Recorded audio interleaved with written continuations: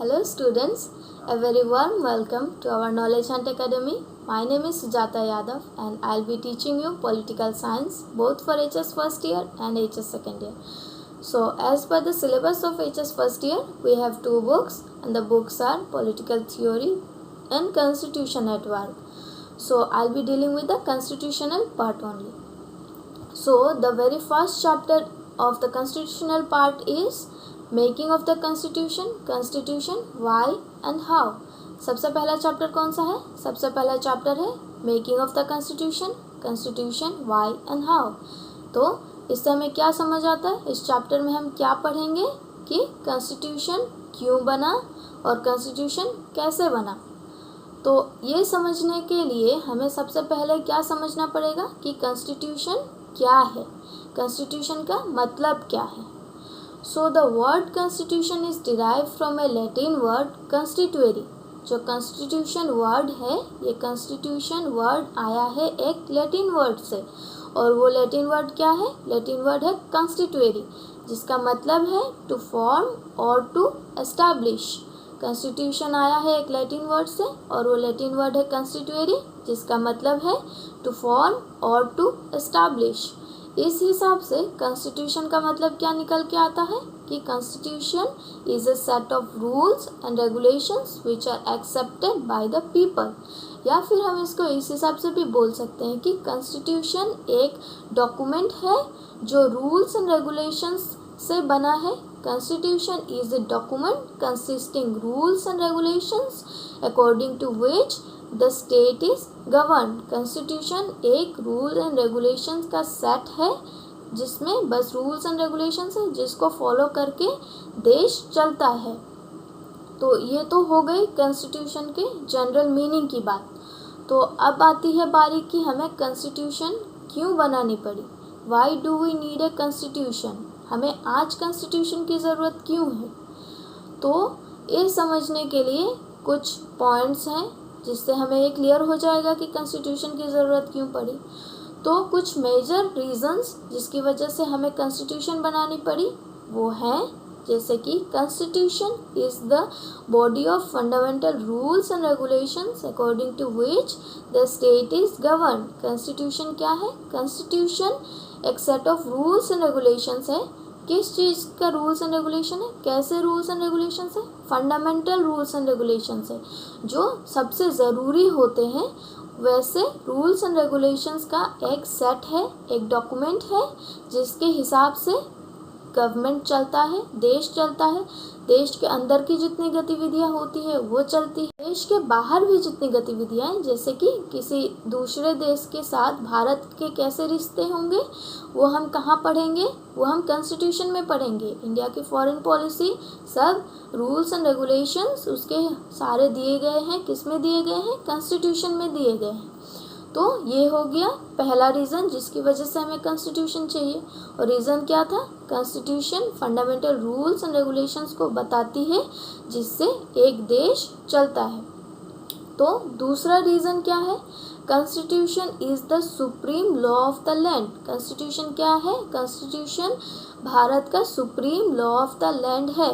Supreme law of the land का मतलब क्या है? Supreme law of the land का मतलब है कि इसके ऊपर कोई आइन और नहीं है, कोई लॉ नहीं है, कुछ भी नहीं है. जितनी सारी एक्टिविटीज़ होंगी सारी कॉन्स्टिट्यूशन के हद में रह के होंगी. गवर्नमेंट भी जितना काम करता है किस हिसाब से करता है? कॉन्स्टिट्यूशन के हिसाब से करता है. गवर्नमेंट के जितने ऑर्गन्स है, गवर्नमेंट के कितने ऑर्गन्स है? गवर्नमेंट के 3 ऑर्गन्स है. 3 ऑर्गन्स क्या क्या है? Legislature, executive and judiciary. तो ये तीनों ऑर्गन्स क्या करती हैं? कॉन्स्टिट्यूशन में जैसे जैसे प्रोविजंस बनाए गए हैं ये तीनों ऑर्गन्स उस हिसाब से काम करती हैं. सो ये हो गया दूसरा पॉइंट, दूसरा रीज़न जिसकी वजह से हमें कॉन्स्टिट्यूशन चाहिए. और तीसरा रीज़न क्या है? कॉन्स्टिट्यूशन हमें कोऑर्डिनेशन का एश्योरेंस दिलाता है. कोऑर्डिनेशन की एश्योरेंस हमें क्यों चाहिए? क्योंकि हम एक ऐसे देश में रहते हैं जहाँ पे हजारों भाषाएं बोली जाती हैं, कई जातियाँ एक साथ रहती हैं. तो हमें क्या चाहिए? हमें यूनिटी मेंटेन करके रहना पड़ेगा एक देश में रहने के लिए. वो भी एक डाइवर्स कंट्री, इंडिया के जैसे डाइवर्स कंट्री में। तो यहाँ पे कॉन्स्टिट्यूशन क्या काम करता है? कॉन्स्टिट्यूशन ये करता है कि वो सारे लोगों को कुछ कॉमन रूल्स एंड रेगुलेशंस पे एग्री कराता है, जिसके हिसाब से सारी चीज़ें होती हैं। लोग वो सब रूल्स मानते हैं, अपनी डाइवर्सिटी को अलग रख के रूल्स एंड रेगुलेशंस का पालन करते हैं। तो इस हिसाब से कॉन्स्टिट्यूशन क्या कर रहा है? कॉन्स्टिट्यूशन डाइवर्सिटी में कोऑर्डिनेशन ला रहा है, डाइवर्सिटी में सबको साथ ला रहा है। So the fourth point is Constitution specifies the power of the different organs of the government. Government का डिफरेंट ऑर्गन्स क्या क्या है? गवर्नमेंट के डिफरेंट ऑर्गन्स हैं लेजिस्लेचर, एग्जीक्यूटिव एंड जुडिशियरी। तो कॉन्स्टिट्यूशन क्या करता है? कॉन्स्टिट्यूशन ये करता है कि कॉन्स्टिट्यूशन सब में पावर बांट के देता है, किसको कौन सा पावर चाहिए, किस काम में आएगा पावर, कितना पावर यूज़ कर सकता है, ये सब कॉन्स्टिट्यूशन बता के देता है। ये सब कॉन्स्टिट्यूशन पावर डिवाइड करके देता है। और क्यों डिवाइड करके देता है? इसके पीछे भी रीज़न है। कॉन्स्टिट्यूशन ऐसा इसलिए करता है ताकि आगे जाके पावर को लेके कोई क्लैश ना हो, कभी भी जुडिशियरी जैसे लेजिस्लेचर के काम में इंटरफेयर ना करे, लेजिस्लेचर एग्जीक्यूटिव के काम में इंटरफेयर ना करे, या फिर एग्जीक्यूटिव लेजिस्लेचर को डोमिनेट ना करे। तो एक चेक एंड बैलेंस का सिचुएशन मेंटेन करने के लिए कॉन्स्टिट्यूशन क्या करता है? कॉन्स्टिट्यूशन पावर स्पेसिफाई करके देता है कि किस किस ऑर्गन को कौन कौन सा पावर दिया गया है, ताकि वो सारे ऑर्गन्स अपने पावर के हिसाब से फंक्शन करें और दूसरे के कोर फंक्शनिंग में जाके इंटरफेयर ना करे और हैम्पर ना करे। तो ये हो गया फोर्थ पॉइंट। नेक्स्ट आते हैं फिफ्थ पॉइंट पे। फिफ्थ पॉइंट क्या है? फिफ्थ पॉइंट ये है कि कॉन्स्टिट्यूशन गवर्नमेंटल पावर्स जो होते हैं, जो खुद ही देता है, उन पे भी एक रोक लगाता है। Constitution puts restriction on governmental powers. Constitution governmental powers पे रेस्ट्रिक्शन लगाता है, लिमिटेशंस लगाता है। और ये लिमिटेशन सबसे ईजीएस्ट वे में कैसे लगाता है? सबसे ईजीएस्ट वे में लगाता है इंडिविजुअल्स को फंडामेंटल राइट्स देके। हम जानते हैं कि हमारे कुछ फंडामेंटल राइट्स हैं। हमारे कितने फंडामेंटल राइट्स हैं? हमारे कॉन्स्टिट्यूशन के हिसाब से हमारे 6 फंडामेंटल राइट्स हैं। तो गवर्नमेंट कभी भी हमारे ये 6 फंडामेंटल राइट्स को हमसे छीन नहीं सकता। तो इस वे में कॉन्स्टिट्यूशन क्या करता है? कॉन्स्टिट्यूशन गवर्नमेंटल फंक्शनिंग को, गवर्नमेंटल पावर्स को मिसयूज़ होने से या फिर ओवर यूज़ होने से बचाता है, एक लिमिटेशन लगाता है, ताकि गवर्नमेंट हमसे हो, गवर्नमेंट से हम ना हो। Government is for the people, हम गवर्नमेंट के लिए नहीं है, गवर्नमेंट हमारे लिए बना है। तो कॉन्स्टिट्यूशन इस वे में गवर्नमेंट के ऊपर भी रेस्ट्रिक्शन लगाता है ताकि गवर्नमेंट सही से काम करे। ये हो गया फिफ्थ पॉइंट। तो सिक्स्थ पॉइंट, फाइनल पॉइंट ये है कि कॉन्स्टिट्यूशन हमारे एक देश के सारे जो एस्पिरेशन होते हैं, जो एम्स होते हैं, उनको दिखाता है। हम जानते हैं कि हमारे कॉन्स्टिट्यूशन का एक प्रियम्बल है। तो कॉन्स्टिट्यूशन के प्रियम्बल में ऐसी आइडियोलॉजीज हमारे कॉन्स्टिट्यूशन के प्रियम्बल में दी गई है, लिखी गई है, जो हमारे एम को, हमारे एस्पिरेशन को दर्शाता है।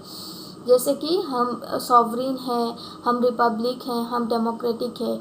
ये सब हमारे फीचर्स हैं, हमारे देश के फीचर्स हैं, हमारे पॉलिटिकल फीचर्स हैं, हमारे पॉलिटिकल सिस्टम जो है उसके फीचर्स हैं, ये दर्शाता है। फिर हम आपस में लड़ाई नहीं करेंगे, झगड़ा नहीं करेंगे, यूनिटी बना के रखेंगे, सब कुछ मेंटेन करके चलेंगे। ये हमारे एस्पिरेशन को दिखलाता है, हमारे एम्स को दिखलाता है। तो इस हिसाब से कॉन्स्टिट्यूशन हमारे लाइफ में हर छोटे बड़े चीज़ से जुड़ा हुआ है, हर छोटी बड़ी चीज़ पे अपना इफ़ेक्ट डालता है और हम भी इससे बच नहीं सकते या फिर हमें बचना भी नहीं चाहिए, हमें ज़रूरत भी नहीं है, क्योंकि कॉन्स्टिट्यूशन ने ऑलरेडी हमें फंडामेंटल राइट्स दिए हैं। लेकिन कॉन्स्टिट्यूशन ने फंडामेंटल राइट्स के साथ साथ हमको भी रेस्ट्रिक्शन में रखा है। कैसे रेस्ट्रिक्शन में रखा है? कॉन्स्टिट्यूशन ने फंडामेंटल राइट्स के साथ साथ हमें 11 फंडामेंटल ड्यूटीज़ भी दी हैं, जिसको हर इंडिविजुअल को, हर इंडियन सिटीज़न को फॉलो करना होता है। हम अपने फंडामेंटल राइट्स को फंडामेंटल ड्यूटीज़ के अंदर रख के ही करेंगे। हम अपना फंडामेंटल राइट्स को ऐसे यूज़ नहीं करेंगे कि दूसरे का फंडामेंटल राइट हैम्पर हो जाए। तो कॉन्स्टिट्यूशन हर जगह एक चेक एंड बैलेंस का मेंटेन करके चल रहा है, कहीं भी किसी चीज़ का क्लैश होने नहीं दे रहा है। तो यही सारे बेसिक रीजंस हैं जिसकी वजह से हमें कॉन्स्टिट्यूशन चाहिए। तो ये हो गए बेसिक रीजंस। ये बेसिक रीजंस ही हम कॉन्स्टिट्यूशन के अगर फीचर्स आए, जैसे कि अगर बोला जाता है कि कॉन्स्टिट्यूशन के बेसिक फीचर्स क्या हैं, तो हम यही सब चीज़ें लिख सकते हैं। जैसे कि कॉन्स्टिट्यूशन गवर्नमेंट के पावर को लिमिट में रखता है। कॉन्स्टिट्यूशन एक डॉक्यूमेंट है रूल्स एंड रेगुलेशंस का, जिसके हिसाब से देश चलता है, गवर्नमेंट चलती है। फिर आया कॉन्स्टिट्यूशन क्या करता है, कॉन्स्टिट्यूशन डिफरेंट ऑर्गन्स में पावर डिवाइड करके देता है ताकि पावर का लेके कोई क्लैश ना हो। फिर कॉन्स्टिट्यूशन एक देश का एम एंड एस्पिरेशन को दिखलाता है, उसको शो करता है। कॉन्स्टिट्यूशन क्या करता है, कॉन्स्टिट्यूशन देश के लोगों को एक मॉरल आइडेंटिटी भी प्रदान करता है। तो ये सारे हो गए कॉन्स्टिट्यूशन के फीचर्स। तो मेनली कॉन्स्टिट्यूशन के जो फीचर्स हैं और why do we need a constitution, constitution की ज़रूरत क्या है, ये इंटरलिंक्ड है। तो इसके अगर आंसर लिखेंगे हम तो ये सारे ऑलमोस्ट सेम होंगे, ये दोनों आंसर ऑलमोस्ट सेम होंगे, पॉइंट्स सेम ही होंगे। तो ये हो गया पहला topic cover. So the next topic is the authority of a constitution. तो आप लोगों ने कभी ऐसा सोचा है कि इंडिया का कॉन्स्टिट्यूशन बना, 3 साल के अंदर ही कॉन्स्टिट्यूशन को ड्राफ्ट किया गया, फिर कॉन्स्टिट्यूशन को इनेक्ट किया गया और कॉन्स्टिट्यूशन आज अच्छा खासा चल भी रहा है और इंडिया लार्जेस्ट डेमोक्रेसी के हिसाब से वर्ल्ड में है। तो ऐसा क्यों होता है कि कुछ कॉन्स्टिट्यूशंस एकदम सक्सेस रेट बहुत ज़्यादा होता है उनका, और कुछ ऐसे कॉन्स्टिट्यूशंस भी होते हैं जिनके कोई रियल लाइफ इफ़ेक्टिवनेस नहीं होती है। तो इसके पीछे कई सारे रीज़न्स हैं, जिसमें से 3-4 मेन रीज़न्स हैं। उनमें से एक रीज़न है कि कॉन्स्टिट्यूशन का मोड ऑफ प्रोमलगेशन। तो हम देख सकते हैं कि सबसे बड़े बड़े कॉन्स्टिट्यूशंस अगर वर्ल्ड वाइड देखा जाए तो इंडिया आता है, इंडिया, यूएसए, साउथ अफ्रीका। तो इन सारे कॉन्स्टिट्यूशंस के पीछे बनाने के पीछे क्या है, एक नेशनल मूवमेंट है। एक नेशनल मूवमेंट के बाद ये सारे कॉन्स्टिट्यूशंस बने हैं। इंडिया में भी हम देख सकते हैं कि ब्रिटिशर्स के अगेंस्ट लड़ाई करके इंडिपेंडेंस मिला। इंडिपेंडेंस के बाद हमारे एक कॉन्स्टिट्यूएंट असेंबली बनाई गई। कॉन्स्टिट्यूएंट असेंबली के जो मेंबर्स थे वो भी सोसाइटी के सारे वर्ग को रिप्रेजेंट कर रहे थे। तो ऐसा नहीं है कि बस एक सोसाइटी के एक कम्युनिटी भी ही आया और आके कॉन्स्टिट्यूशन बना के चला गया, ऐसा नहीं है। ऐसा होता अगर तो आज इंडिया का कॉन्स्टिट्यूशन का सक्सेस रेट इतना नहीं होता। क्यों नहीं होता, क्योंकि सोसाइटी के सब लोग तो उसमें पार्टिसिपेट कर ही नहीं पाते ना, क्योंकि एक पर्टिकुलर कम्युनिटी आके बना के जाएगा तो वो अपने हिसाब से ही बना के जाएगा। लेकिन इंडिया में ऐसा था कि सारे लोग, इंडिया के सारे जितने कास्ट, रेस, रिलीजन के हैं, सब लोगों ने अपने अपने रिप्रेजेंटेटिव के हिसाब से कॉन्स्टिट्यूशन में कॉन्स्टिट्यूशन बनाने में लोग भेजे। उन्होंने कॉन्स्टिट्यूशन बनाया, बोल के आज इंडिया का कॉन्स्टिट्यूशन इतना सक्सेसफुल है। प्लस इंडिया का कॉन्स्टिट्यूशन बनाने के पीछे जब बन रहा था तो जो मेकर्स थे, कॉन्स्टिट्यूशन जो बना रहे थे, उन्होंने इंडिया का ट्रेडिशन, हिस्ट्री सब कुछ ध्यान में रखते हुए बनाया है, इसलिए आज कॉन्स्टिट्यूशन सक्सेसफुल है। सेम अगर हम देखें तो साउथ अफ्रीका में भी सेम हुआ है। साउथ अफ्रीका में जब नेल्सन मंडेला ने साउथ अफ्रीका को इंडिपेंडेंस दिलाया तो कॉन्स्टिट्यूशन बना। कॉन्स्टिट्यूशन में उसके बाद जो जो ज़रूरतें थी सोसाइटी में, देश में जो ज़रूरतें थी, उस हिसाब से कॉन्स्टिट्यूशन बना, इसलिए साउथ अफ्रीका का भी कॉन्स्टिट्यूशन इतना सक्सेसफुल हो पाया। लेकिन कुछ कॉन्स्टिट्यूशन होते हैं जो इतना सक्सेसफुल नहीं हो पाते, जैसे कि हम एग्जांपल के तौर पे पाकिस्तान को भी ले सकते हैं। पाकिस्तान का एग्जांपल हम इसलिए ले रहे हैं क्योंकि पाकिस्तान का जो कॉन्स्टिट्यूशन है उसको हम एक सक्सेसफुल कॉन्स्टिट्यूशन नहीं बोल सकते। क्यों नहीं बोल सकते, इसके पीछे रीज़न है। जब एक कॉन्स्टिट्यूशन किसी अनपॉपुलर लीडर से या फिर कोई मिलिट्री किसी रूल के अंडर में आके जब बनता है तो वो कॉन्स्टिट्यूशन सक्सेसफुल नहीं हो पाता है। इसलिए पाकिस्तान का कॉन्स्टिट्यूशन, इंडिया के साथ ही पाकिस्तान को इंडिपेंडेंस मिला, इंडिया ने भी अपना कॉन्स्टिट्यूशन बनाया, पाकिस्तान ने भी बनाया, लेकिन फ़र्क इतना था कि इंडिया ने डेमोक्रेटिक वे में एक बनाया कॉन्स्टिट्यूशन और पाकिस्तान ने क्या किया, पाकिस्तान ने मिलिट्री रूल्स के अंडर में कॉन्स्टिट्यूशन बना। इसलिए पाकिस्तान का कॉन्स्टिट्यूशन एक इफ़ेक्टिव कॉन्स्टिट्यूशन नहीं मान सकते और वहाँ पे मिलिट्री रूल ज़्यादा चलता है। तो इसको हम बोल सकते हैं कि कॉन्स्टिट्यूशन में मोड ऑफ प्रोमलगेशन जो होता है वो एक इम्पॉर्टेंट फैक्टर होता है कॉन्स्टिट्यूशन कितना इफ़ेक्टिव होगा वो डिटरमाइन करने के लिए। तो नेक्स्ट एक फैक्टर आता है वो है बैलेंस्ड इंस्टीट्यूशनल डिज़ाइन। एक कॉन्स्टिट्यूशन क्या करता है, गवर्नमेंट डील करता है, गवर्नमेंट डील करता है कॉन्स्टिट्यूशन के साथ, कॉन्स्टिट्यूशन भी गवर्नमेंट के साथ डील करता है। तो एक आइडियल कॉन्स्टिट्यूशन में क्या होना चाहिए कि बैलेंस रहना चाहिए डिफरेंट ऑर्गन्स के अंदर।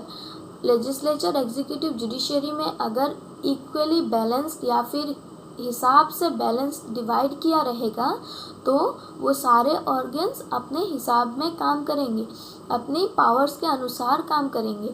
तो कोई पावर का क्लैश नहीं होगा, कोई कॉन्स्टिट्यूशन के ऊपर भी उंगली नहीं उठाएगा कि कॉन्स्टिट्यूशन में कोई प्रोविज़न सही से नहीं बना और ऑर्गन्स काम कर रहे हैं तो आपस में क्लैश हो रहा है, ऐसा भी नहीं होगा। इसलिए बैलेंस्ड इंस्टीट्यूशनल डिज़ाइन भी एक इम्पॉर्टेंट फैक्टर है किसी कॉन्स्टिट्यूशन के सक्सेस रेशियो में। और नेक्स्ट तीसरा पॉइंट है substantive provision of constitution. Substantive provision of constitution में आता है कि जब एक कॉन्स्टिट्यूशन सोसाइटी के पूरे लोगों को रिप्रेजेंट करता है तब जाके वो कॉन्स्टिट्यूशन एक जस्ट कॉन्स्टिट्यूशन बन पाता है। लेकिन हम यहाँ पे कह सकते हैं कि कोई भी कॉन्स्टिट्यूशन जस्ट नहीं होता। जस्ट मतलब एकदम परफेक्ट कॉन्स्टिट्यूशन, कोई भी कॉन्स्टिट्यूशन परफेक्ट नहीं होता है। लेकिन क्या है कि लोगों को भरोसा दिलाना पड़ेगा कि ये कॉन्स्टिट्यूशन जस्ट है और ये कॉन्स्टिट्यूशन लोगों के लिए ही है, ये कोई अपना पर्सनल इंटरेस्ट सर्व करने के लिए नहीं है। तब जाके जब लोगों का भरोसा रहेगा कॉन्स्टिट्यूशन पे, लोग कॉन्स्टिट्यूशन के आइन को मानेंगे, रूल्स को मानेंगे, उसके हिसाब से चलेंगे, तब जाके कॉन्स्टिट्यूशन सक्सेसफुल हो पाएगा। तो यही सब रीजंस है कॉन्स्टिट्यूशन के सक्सेसफुल होने या फिर सक्सेसफुल ना होने के पीछे। तो आज के लिए यहीं तक। नेक्स्ट हम क्लास में डिस्कस करेंगे कॉन्स्टिट्यूएंट असेंबली के बारे में, उसके फॉर्मेशन के बारे में और कॉन्स्टिट्यूशन कैसे बना उसके बारे में। Thank you.